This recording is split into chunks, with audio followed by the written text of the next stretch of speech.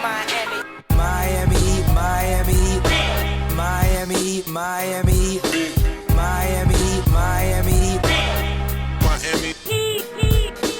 Miami, Miami, Miami, Miami, Miami. It feels like Miami.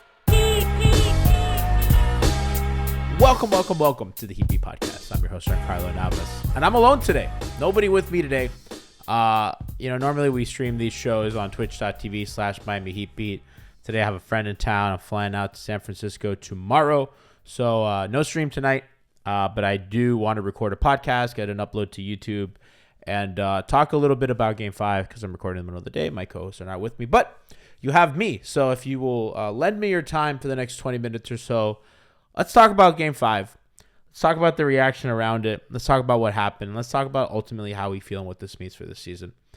I think the most important stat from yesterday was 50. The most important number from yesterday was 58.8. It was Miami's half-court offensive rating. Abysmal. It was a horrible performance. I think a lot has been said. A lot of words have been said about what happened yesterday. Whether it's coming from the national media who are taking a victory lap, whether it's from Heat fans who are so happy to be right about this team, whether there's frustrated fans that are upset because they expected more from them, whether it's coaches or players or whoever. A lot has been said, and that number, 58.8 points per 100 possessions in the half court, is ultimately not good enough. Miami had a almost 35% offensive rebound percentage. That's what you need to do enough. And ultimately it did not matter. Despite that crazy offensive rebound percentage, Miami could not score in transition.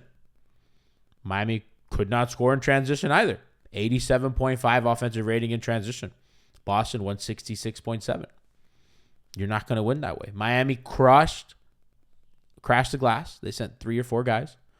What that means is Boston's going to be able to leak out in transition. Miami overcompensated, and they sent too many guys to crash the glass. They got the offensive rebounds, but they weren't scoring. I thought the game plan was solid there, but obviously, if you can't convert on those offensive rebounds, when you don't get them, you're just getting killed on the other end, and Boston certainly did that. Almost 12% of their plays were out in transition.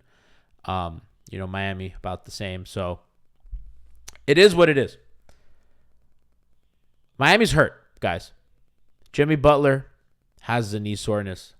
Doesn't look the same. Zach Lowe put up a stat following the Game 4 loss. Derek White was only targeted 5 times as a pick-and-roll defender. That shows you a lot, right? Because Jimmy's the guy who hunts. And if Jimmy's not hunting and looking to get downhill, it tells you something about kind of his aggression, especially with the way he's played this playoffs. It's been downhill, put his head down, get fouled. Look for the small mismatch, all that stuff. But that just hasn't been there. Has not been there. Derek White, not targeted. Peyton Pritchard kind of got off the hook. And I talked about stuff Boston did. Boston wasn't giving the switch so easy. The show and recover, obviously. Boston in a drop, a really deep drop against Jimmy, I should say, allows them to kind of rotate defenders in and out of that. There was a play that I tweeted out where Grant Williams is in a drop. Jimmy kind of does an empty side pick and roll. Him as a screener kind of gets a switch against Pritchard on that, rolls. Grant Williams picks him up out of the drop, and Peyton Pritchard goes to go guard somebody else, right? And then the man up top rotates to Kyle, and then they are either not guarding the strong side corner or wherever. Robert Williams helping off that. So Boston's game plan has been pretty airtight. I think that they know how limited Miami is offensively. And Miami's hurt. And I think a combination of Boston's game plan being really good, Miami being injured. And I think there's been kind of a weird whistle, in my opinion, but that's not swinging the series in either way. It's just annoying as a fan when Bam gets hacked by Horford. And I know Celtic fans are going to say, well, Bam sets a billion, bajillion moving screens. Fine, whatever. Everybody does. I'm not here to talk about the officials. But the combination of Boston's really good game plan and Miami's poor health, because Boston's guys are banged up too, but they're healthier than Miami's guys. Tatum looks better than Jimmy does. Looks like he can move. Robert Williams, has the knee injury, but he looks like he's moving better than Kyle Lowry. Tyler Hero not playing. A groin injury? Listen, a groin injury will take you out for days, for weeks. You know what I mean? The fact that he even went out to try to play, salute to him. But hamstrings and groins, they keep you out a long time. They're not things that heal easy. Knee inflammation comes and goes. Hopefully Jimmy can look pretty good. I don't know what kind of treatment he'll get. But Game 6 is for their season. Game 6 is probably for the blueprint of this group. I don't know what kind of changes are made in the offseason if they don't make the finals, but we know how Pat Riley goes. So a lot of these guys might be playing for their stay in Miami. It sucks. It sucks. It sucks. And we can sit here and make excuses of injuries and everything, but it sucks. But at the end of the day, guys, if you're down your 3 best ball handlers because they're hurt, Jimmy, Kyle, Tyler, your offense is just not going to be good enough. And I think that's why the gulf has looked so bad, because they're limited and they need to fire on all cylinders. And when they're not, it looks like this. Gabe can only do so much. Victor can only do so much. These guys can only do so much. And the Celtics decided that we're going to change our coverages to limit Bam at the rim. And it worked, because even when Bam got going, it was off floaters and jump shots. It was rarely stuff at the rim, sometimes offensive rebounds, which, again, they did a good job. But they limited Bam's attempts at the rim. And I talked about this with Kenny after the Game 4 pod. Boston in a drop. Horford in a pretty deep drop against Bam. And Robert Williams coming to help off PJ Tucker, who's also hurt. What can Bam do when he sees 2 guys in the paint? Now, I do think that they could be a little better at helping him find mismatches or whatever, but it is what it is. Even if Bam goes off for 40, it's probably not going to be enough given how limited the rest of their offense looks.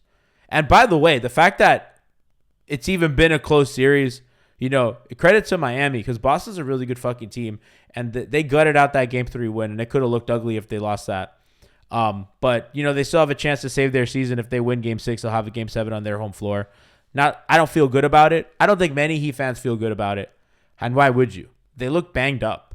They look injured. It's not a can they have it, right? It's are their bodies able? Can their bodies keep up with what they want to do?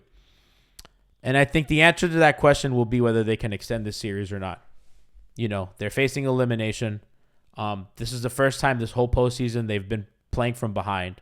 Boston has a bunch. This is the first time they face elimination. This is the biggest game of their season. Boats have been burned. Literal boat is burned in Biscayne Bay. Carnival cruise ship was fucking on fire this morning. So that happened. But I want to talk a little bit about Heat fans. And like I said, I'm a little all over the place today because, it sucks. You know what I mean? We want our team to win, and it sucks. I feel sometimes fans want to be more right than their team win.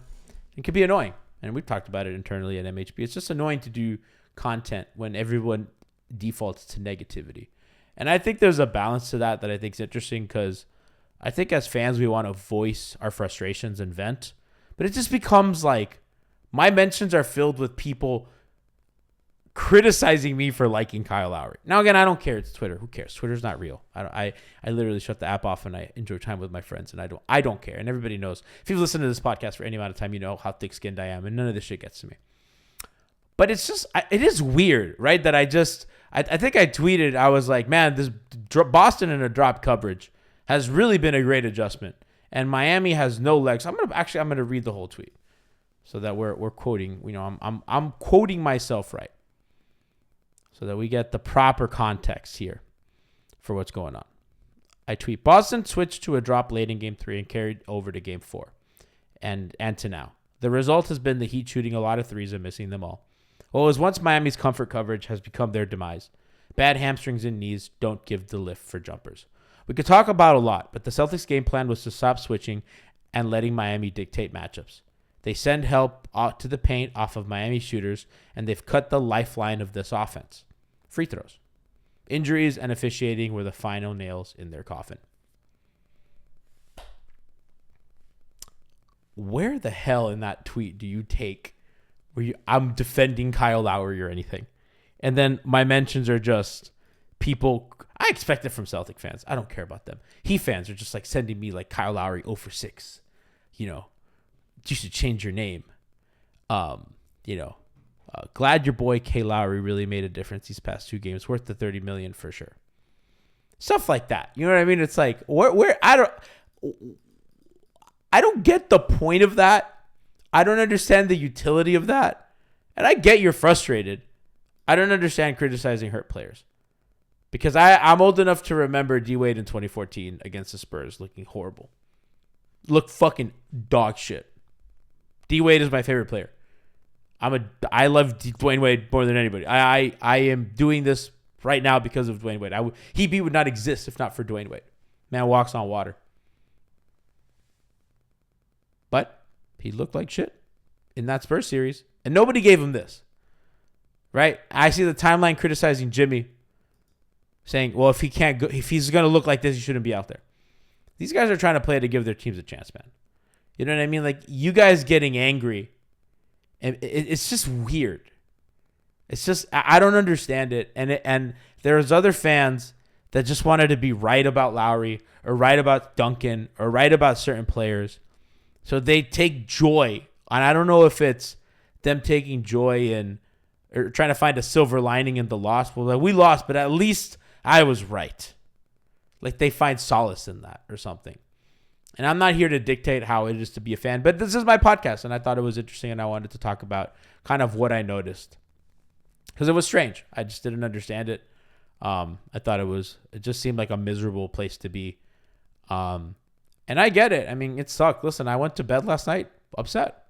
Who didn't, right? If you're a fan, who doesn't? If you care about this team, who doesn't? I have a fucking financial interest in this team going far in the playoffs, in addition to my fandom. So I'm like double hurt. I want to cover the finals. I like covering one of the last 2 teams. Just even for your career, it matters. I'm rooting for that. Rooting for them for a lot of reasons. So it stung. It sucked. I get it. I understand it.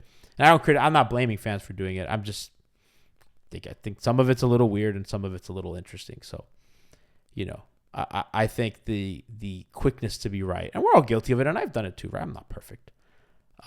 We're all guilty of it. It's just something to be conscious of. And it's just something I noticed last night in specific because my mentions were just flooded with it. And I was like, yeah, this is really interesting. It's like, I don't care because like Kyle's hurt, right? And I don't think judging any player off an injury is fair.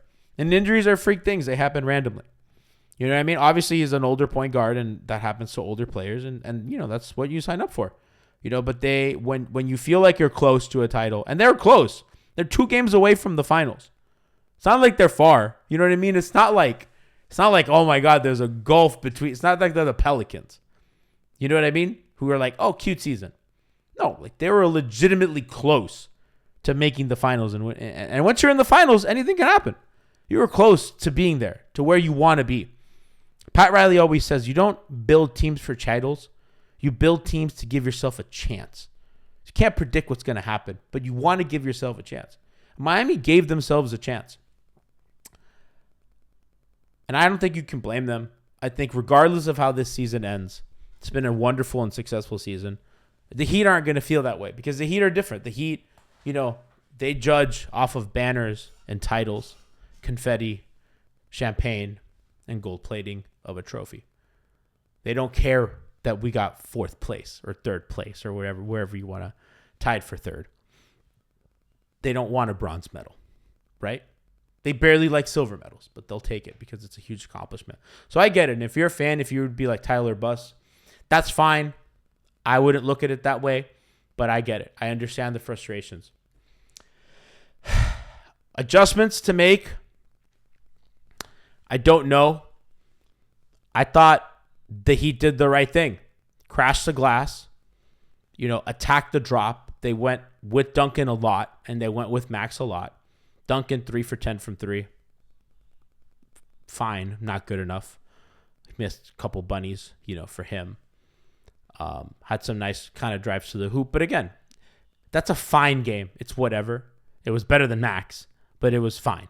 You need more from him. And I'm a Duncan guy, and you need more than 3 for 10. You might have needed a 6 for 10 and you're in that game because, that game really got away from them. And I think we know how runs in the NBA go. You score a couple buckets, you stop the bleeding, you kind of make it manageable. You can buy guys a little more rest, all that stuff. So that was the day you needed him, and he just gave you an average performance. And for a player making his kind of money, I understand. It's not good enough. Even when nobody else was good. He was a plus, what was he, +3, whatever. It doesn't matter. Not good enough from Dunk. Not good enough from Bam. Max hurt, hamstring. Not going to blame him. Has no lift. He has skated, though, which I think is interesting. But again, minimum guy on a bad hamstring, not getting the lift on his jump shots. And I think that that's been the ultimate thing in this shift in this series is that, Boston went at tired legs and hurt legs, and they enticed Miami to shoot long jumpers.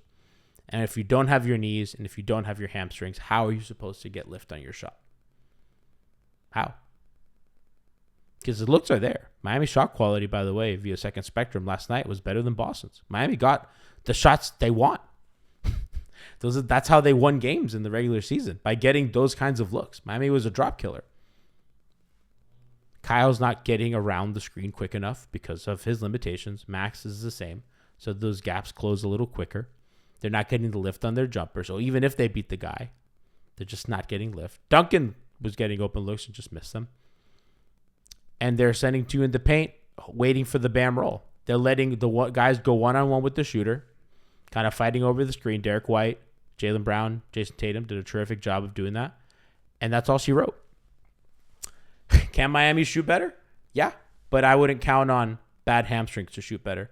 That shooting performance has to come from guys like Duncan, has to come from guys like Caleb, who is banged up, by the way, has the Achilles in the knee, but is more healthy, and guys like Bam.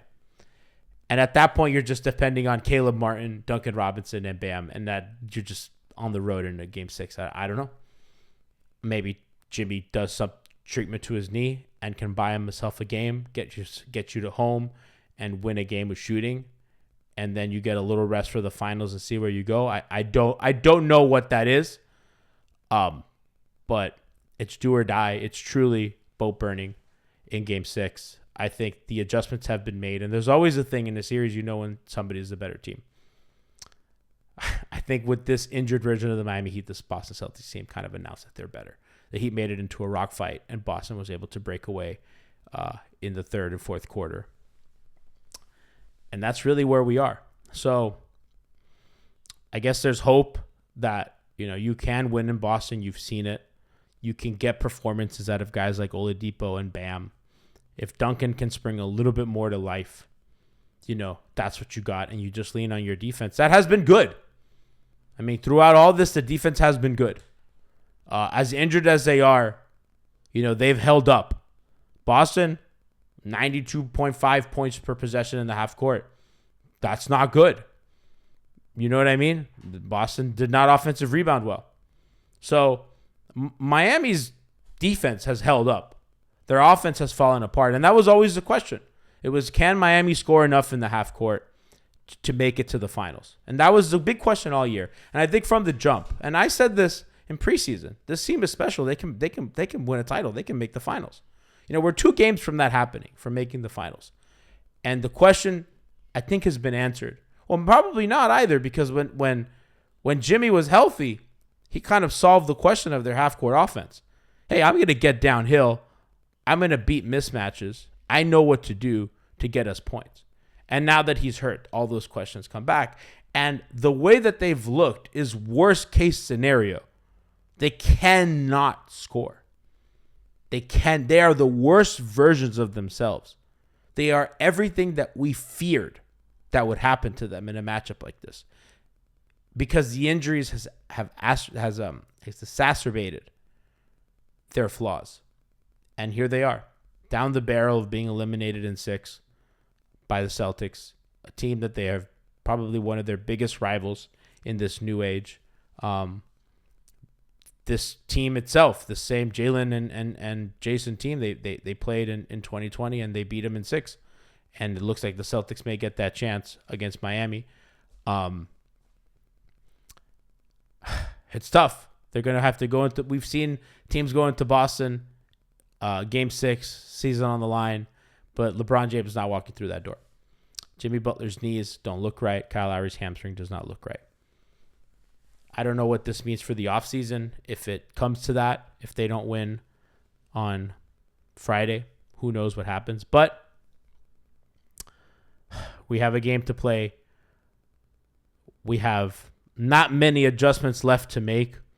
I did think one thing was interesting, though. Boston played some of that drop a little higher because I think that they got spooked a little bit that, I think we got away with one in game 4. Now, they kind of relaxed their coverages toward the end of the game because it was kind of over. So I'm curious to see in game 6 how tight they play those handoffs and those pick and rolls, and especially particularly with Bam, how low they drop. Because if Duncan or Max or somebody or Kyle can get around that, we're gonna see some stuff. We're gonna see how actually scared Boston is of these guys. So credit to Ime Udoka, who has done a fantastic coaching job this series. I mean, truly incredible adjustments that I probably wouldn't have made. I would not test the Heat's shooting against drop, but he did, and he took a page out of Miami's book, swarming guys when they catch deep.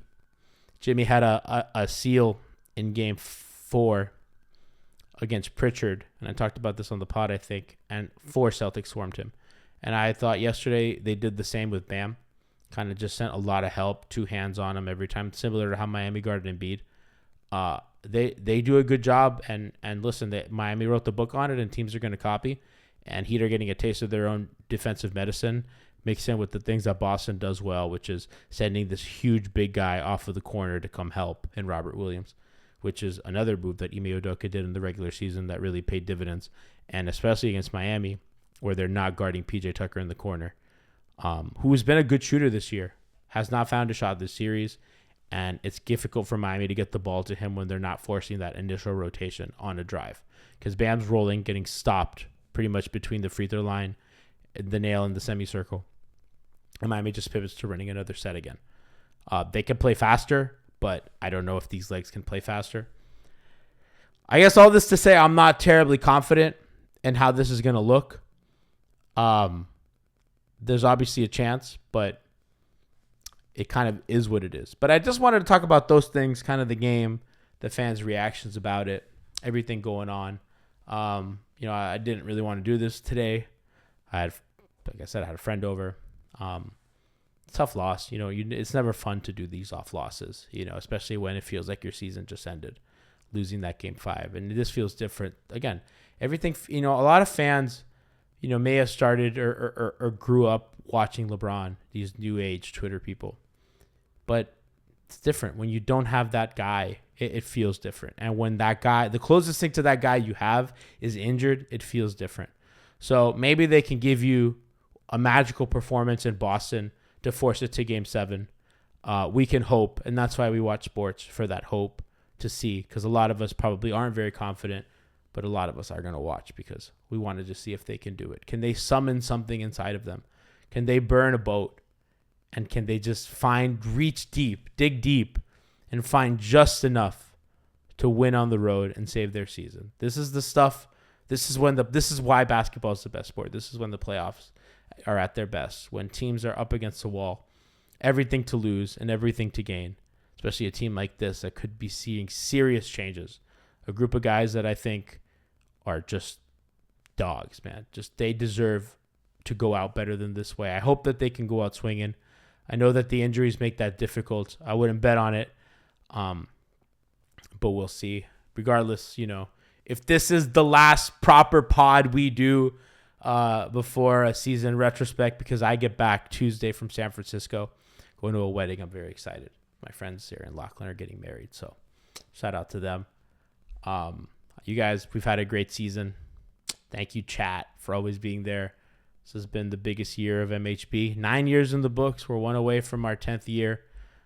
Doing this for this long with you guys, with an audience, has been the best. The ever-changing ways of MHB. All the different looks that we've had. If you've been with us from the start, you know how different every variation of the pod has been, whether it's be streaming or whatever, whether it's Hangover Time, Weird Off Pregame, old school MHB, our old streams, if you remember the damn Periscope streams, all that stuff. Alf doing fucking halftime shows via Periscope. That was funny. All that stuff, man. It just means the world to me. And, hopefully they play a game 7. That would be Saturday, correct? No, that'd be Sunday. Hopefully they play a game 7 and they force their way into the NBA Finals with a date against the Warriors or the Mavs. But we'll see. So I'll leave you with that. Remember, if you're watching on YouTube, please subscribe. Well, I don't know why you're not subscribed. We do a lot of cool content. Why don't you get subscribed? It helps our numbers. If you're listening on the pod and you want to watch these, subscribe on our YouTube page, Miami Heat Beat, or watch us live on Twitch, twitch.tv/Miami Heat Beat. Our pre- and post-game shows are a lot of fun, plus all the other offerings we have live. So I appreciate y'all. I will leave you with the sound of burning boats. It is that time, people. The seas are roiling. Embers are flying. That's what it is, baby. Game 6. Eastern Conference Finals. Boats are burned. Nowhere to go. Nowhere to turn back to. It's just us and them. Love that. This is what it feels like to be alive. You look behind you. You just see a boat on fire. You can't go home. The boats are burned. There's no turning back. Your only choice is forward. There's no escape. That's what it means to burn the boats, people. So shout out to that. Shout out to y'all. Burn boats. Burn sage. We'll see you hopefully for pregame show on Friday. Peace out.